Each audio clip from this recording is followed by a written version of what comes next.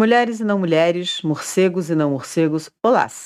Eu sou a Nurit Ben-Sussan e quero dar a vocês as boas-vindas ao Caro Morcego, Cara Humana, essa troca de cartas entre uma humana e um morcego disfarçada de podcast.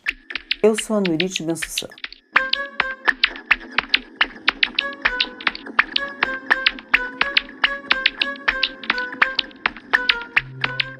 Caro Morcego, Cara Humana. Um diálogo interespécies em forma de podcast.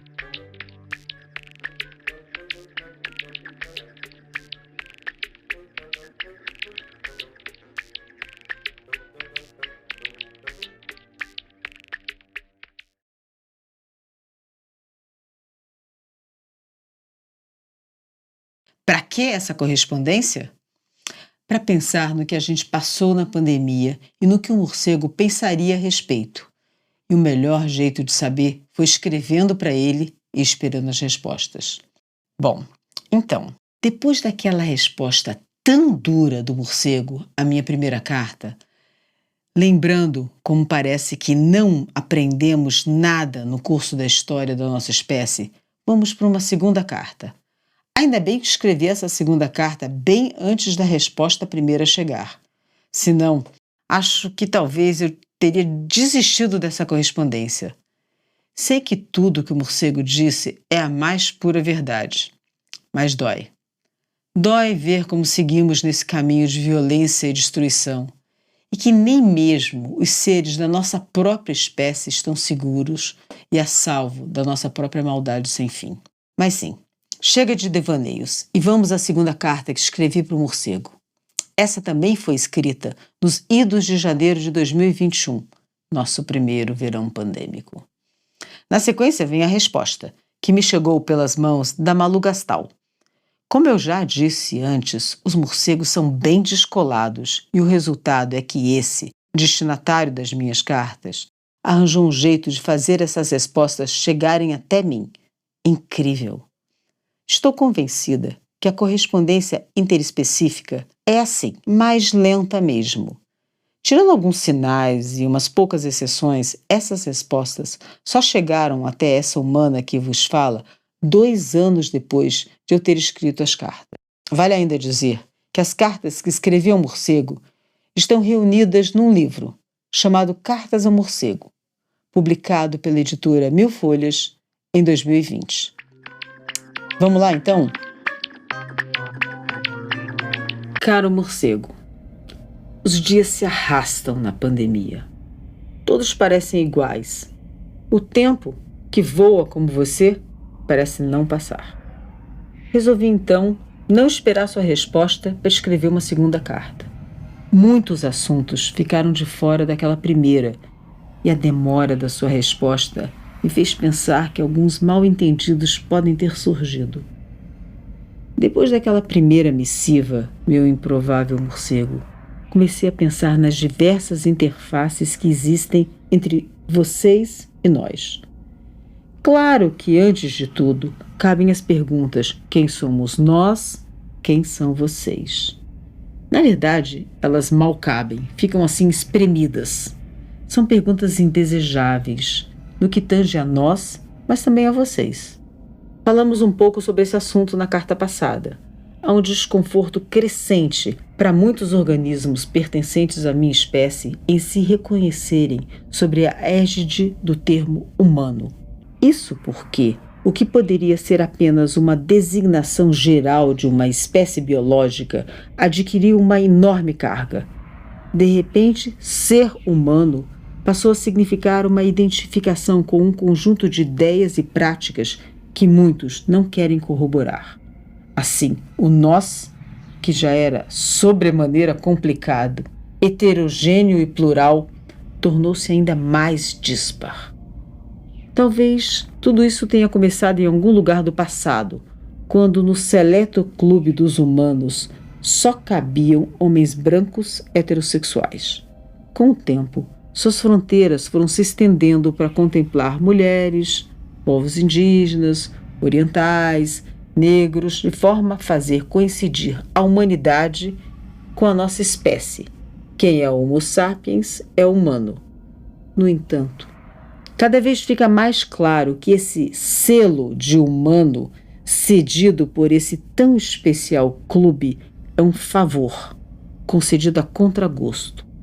Por outro lado, os não tão bem-vindos a esse clube não querem mais se identificar com ele, inclusive por reconhecer que esses são os humanos responsáveis pela destruição de mundos e, em parte, pela situação em que nos encontramos hoje.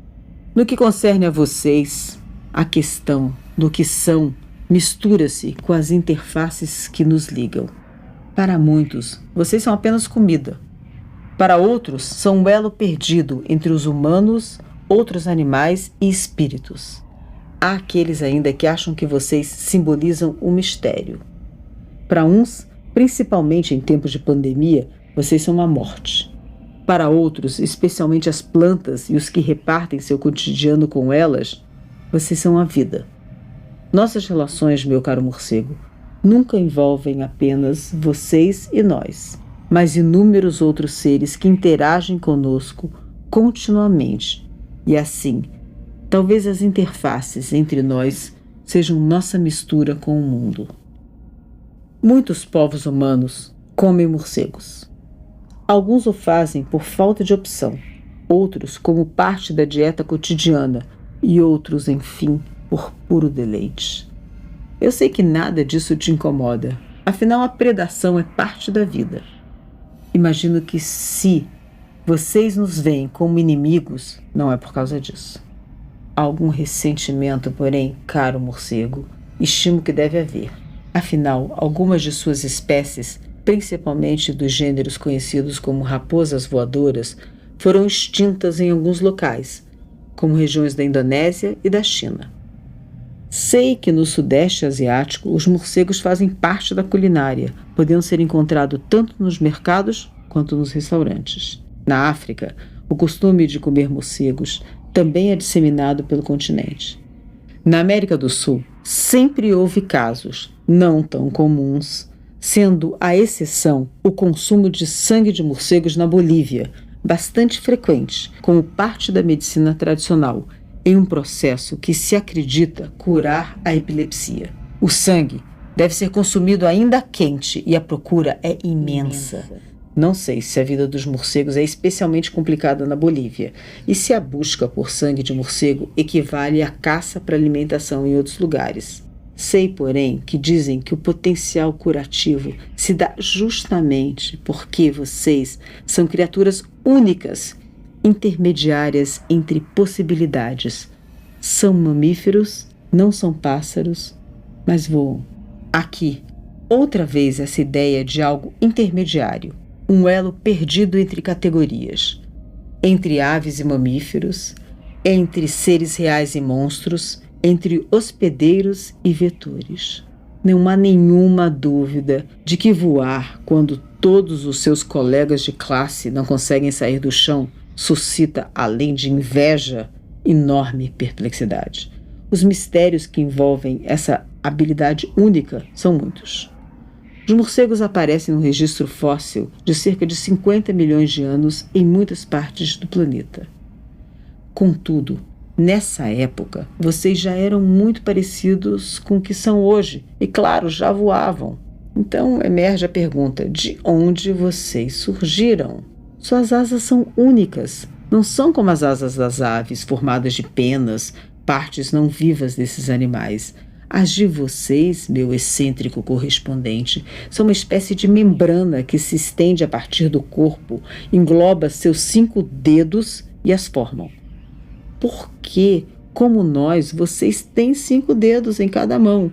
Ou eu deveria dizer em cada asa? É curioso que o fato de existirmos não implica que saibamos algo sobre nossas origens. Assim, não sei se você poderia me ajudar explicando melhor de onde vieram os morcegos. Já enfrentamos alguns mistérios sobre as origens de algumas espécies, como as baleias, por exemplo. Como elas são mamíferos que vivem no mar, custou para que percebêssemos que elas descendem de mamíferos terrestres. No caso dos morcegos, eu me pergunto se vocês descendem de mamíferos sem asas ou todos nós descendemos de mamíferos alados e somos todos anjos decaídos, que perdemos nossa capacidade de voar. Outros seres, cuja origem parecia misteriosa, são as aves. Mas acabou que novas descobertas de fósseis apontaram para o fato de que elas descendem dos dinossauros. Ou como gostam de dizer os paleontólogos, os dinossauros seguem aqui conosco. Eles são as aves. Será que nós somos vocês do passado ou vocês são uma possibilidade futura para os mamíferos que não voam? Porém, essa proximidade, sermos ambos mamíferos, pode ser um completo artifício. É uma classificação que parte de nós, humanos. Inventamos a classificação do clube seleto a que me referi acima. Outros, aqueles das bordas do mundo, o lugar imaginário mais concreto do que qualquer lugar real, sobre o qual te contei em minha carta anterior, classificam os seres do mundo de outras formas. Assim, vocês, caros morcegos, poderiam estar bem mais próximos de nós ou infinitamente mais distantes. Interessante que, apesar de vocês voarem, sua reputação junto a nós, o que quer que seja esse nós, não é lá muito boa. Parte disso se deve à fama de vampiros que os morcegos carregam. Curiosamente, de todas as espécies de morcego, apenas 3 se alimentam de sangue e todas são nativas das Américas. Ou seja, não há morcegos que se alimentam de sangue no Velho Mundo, onde já existiam lendas sobre criaturas que tinham no sangue o principal elemento de sua dieta. Dizem até que os morcegos hematófagos, quando foram descobertos nas Américas, foram nomeados morcegos vampiros justo por causa dessas lendas. Mas certamente houve um efeito bumerangue e os morcegos passaram a habitar as histórias de vampiros na Europa. Vislumbro, excesso de imaginação talvez, um esgar da sua parte, que confundo voluntariamente com um sorriso, que me mostra que essa ideia te diverte. Outro motivo, talvez, para essa reputação não muito positiva é que os hábitos noturnos que vocês cultivam, associados à sua aparência e, claro, ao fato de vocês voarem, ajudam a fomentar uma aura de criaturas sobrenaturais. Imagine, caro morcego, isso porque a maioria das pessoas nem sabe da mais incrível característica que vocês possuem, levar dentro de si milhões de micro-organismos que podem ser fatais para as outras espécies de animais, mas que não causam nenhum mal a vocês. O fato de vocês serem seres gregários, vivendo em colônias, por vezes de milhares de indivíduos, inclusive de espécies diferentes, em cavernas escuras, colabora para sua fama de seres das trevas e também ajuda na manutenção desse enorme conjunto de vírus que encontram uma profusão de morcegos onde se reproduzir. Mas chego a esse ponto da carta para entender que, por mais informações que eu colete sobre vocês, algo sempre me escapa. Talvez uma essência do ser morcego inatingível para mim. Nem tanto por voar, nem tanto por ver o mundo de forma diversa da minha, mas fantasio que é o abrigar em suas entranhas o micro-organismo mais temido hoje pela humanidade e passar completamente incólume ou até mesmo ser absolutamente indiferente. O superpoder de ser imune a algo que pode destruir o outro. Talvez seja exatamente essa indiferença que doa tanto naqueles do seleto clube dos humanos. Voar. Ora, voar é ótimo. Todavia, temos aviões ultraleves, asas delta e outros artifícios que nos aproximam de vocês nesse quesito. Viver na noite, enxergar nas trevas, tudo isso já foi apossado pelos humanos com suas luzes. Mas viver por aí de cabeça para baixo, voando ou rastejando, totalmente indiferente ao coronavírus?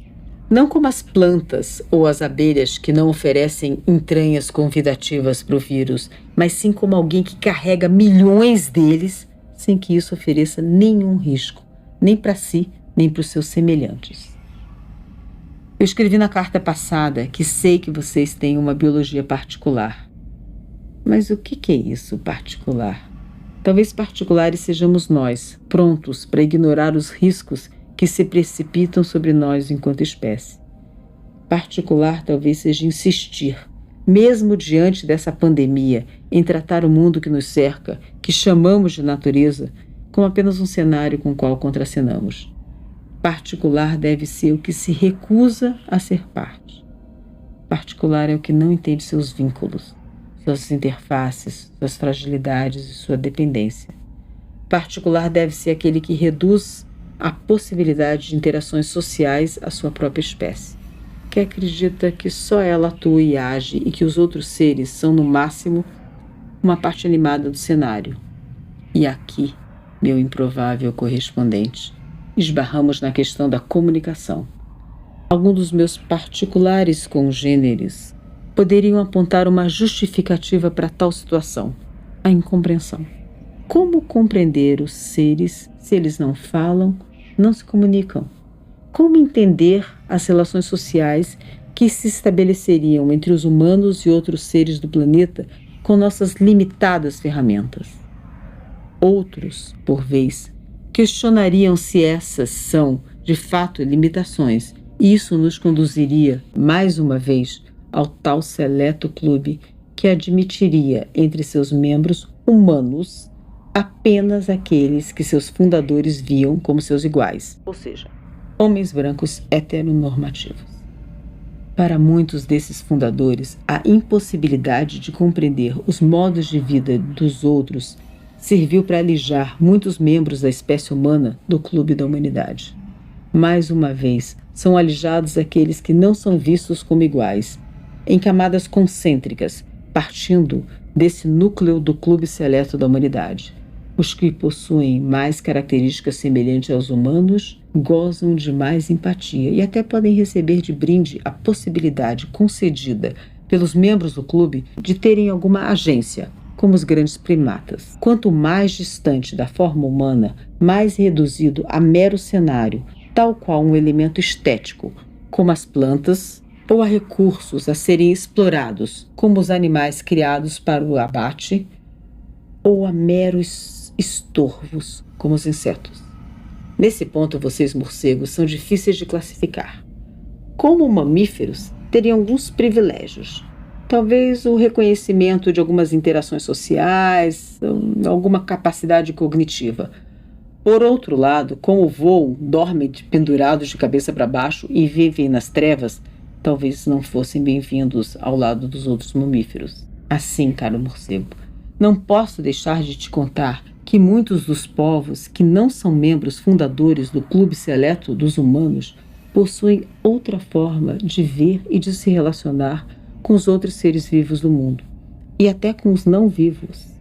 Usam outras categorias que reúnem muitas vezes humanos, outros animais, plantas e outros seres. Entre tais povos, vocês gozam de outra reputação.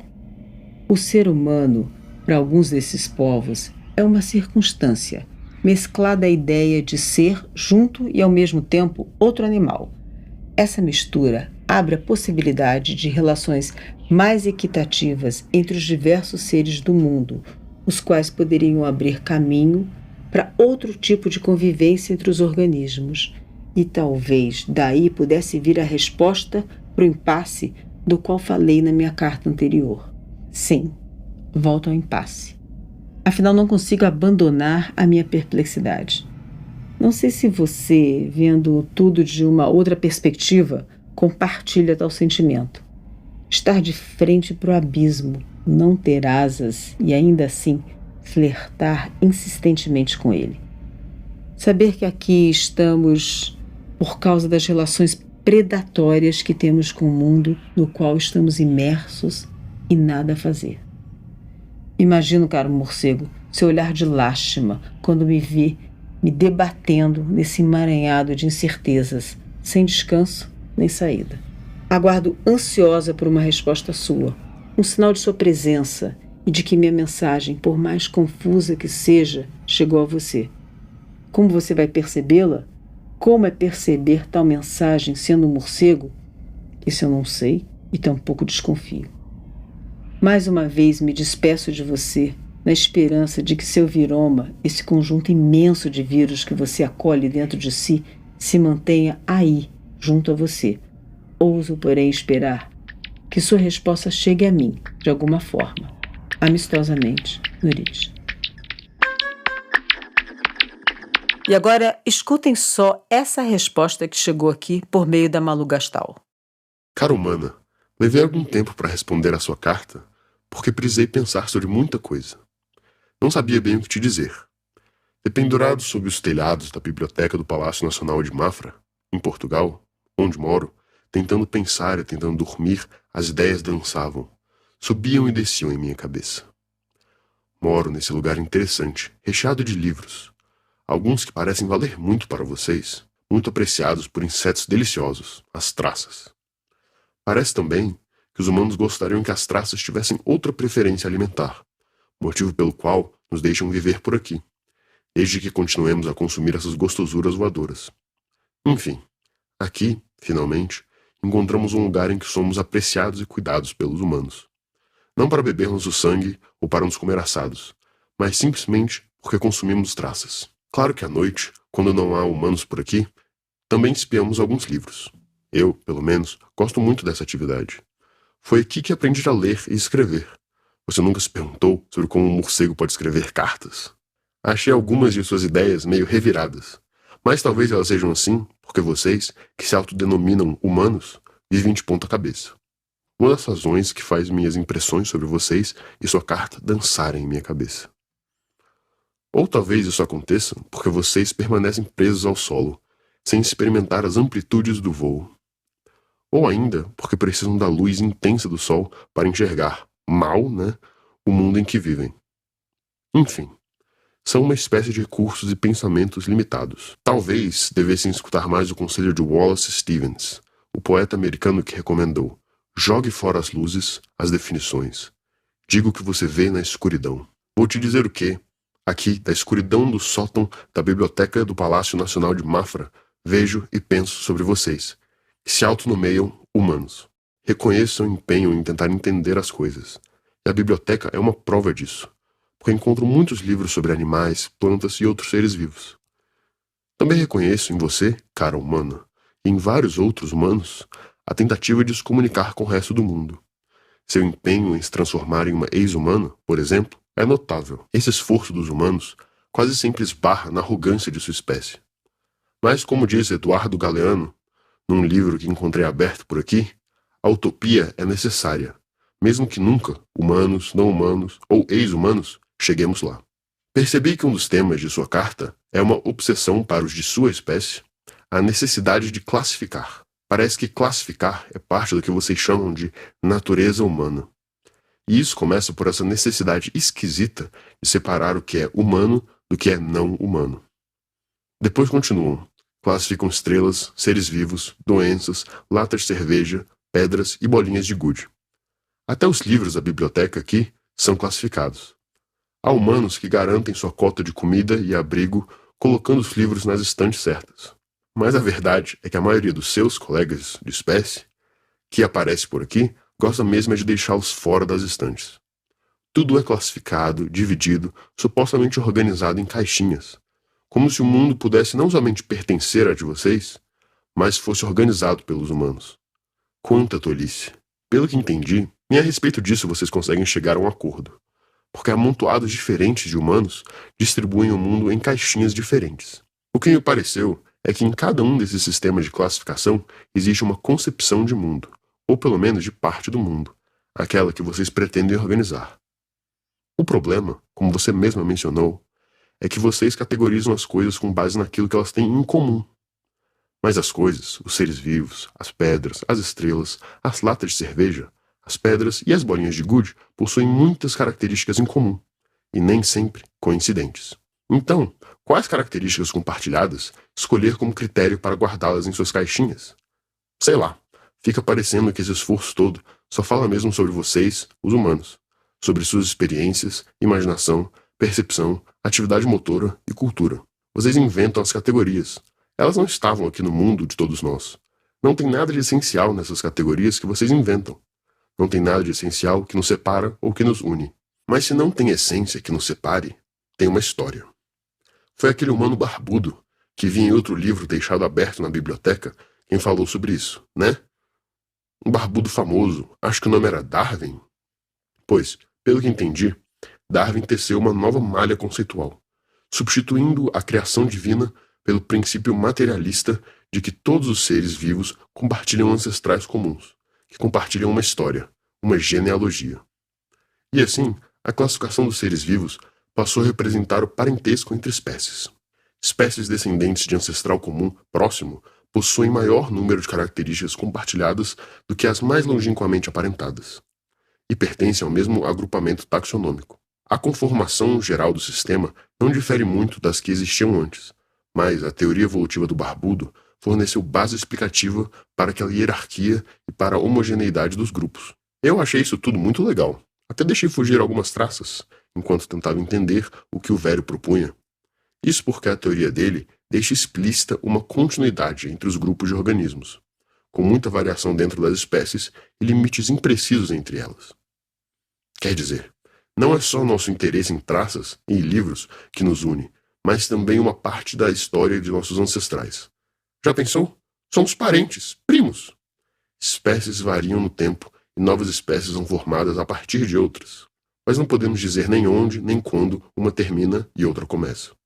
Esse conceito de espécie fala de afinidades, ou seja, é menos baseado em relações de semelhança entre os indivíduos do que no processo que originou as espécies. Claro que este critério, de Darwin, fornece base conceitual para a classificação, mas não deixa-a livre de becos escuros, como a distinção entre homologias e analogias, que você mencionou.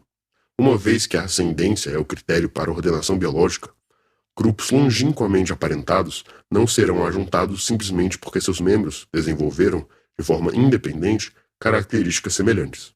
Apesar de possuírem asas, morcegos e traças pertencem a grupos diferentes. Suas asas são caracteres análogos. Possuem mesma função, mas origens evolutivas diversas. Já a asa de um morcego e a mão de um primata são estruturas homólogas, têm a mesma origem evolutiva e falam de parentesco, apesar de exercerem funções diversas. Homologias são a base da classificação biológica. Mas como ninguém que está vivo estava lá quando aconteceu a evolução para saber exatamente o que ocorreu, vocês continuam com o problema de separar analogias de homologias. Só que eu pensei comigo que mesmo esse critério talvez também acabe servindo mais para separar do que para ligar, por causa da obsessão classificatória dos humanos. O que deveria ser mais valorizado nessa classificação do barbudo era o parentesco. Parentes se cuidam, parentes se amam, parentes não abandonam os seus à própria sorte.